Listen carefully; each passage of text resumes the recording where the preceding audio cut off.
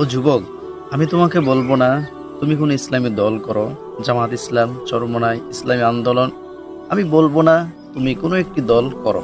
আমি শুধু বলবো এটা, তুমি দুনিয়াতে যে দল বা যাকে তুমি পছন্দ করো, যাকে তুমি অনুসরণ করো, কিয়ামতের ময়দানে কিংবা কবরের মধ্যে যখন তোমাকে ফেরেশতারা প্রশ্ন করবে, তোমার এই জীবন যৌবন তুমি কোন পথে ব্যয় করেছ, কোন মতাদর্শ, কোন জীবন আদর্শ, কাকে তুমি আদর্শ বা আইডল হিসেবে তুমি মেনে নিয়েছো বা গ্রহণ করেছিলে, কবরের মধ্যে তুমি কি জবাব দিবে?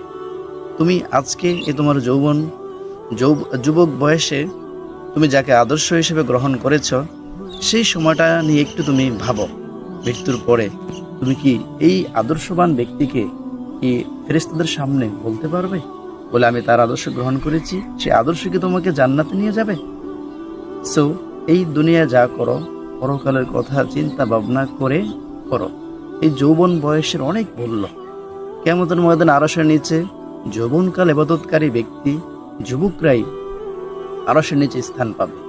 তাই আসুন, এই যৌবনকালটাকে আমরা রবের পথে বিলিয়ে দেই, রাসূলুল্লাহকে আদর্শ হিসেবে মানি, আল্লাহকে প্রভু হিসেবে মানি এবং ইসলামকে দ্বীন বা জীবন ব্যবস্থা হিসেবে মানি বা গ্রহণ করি।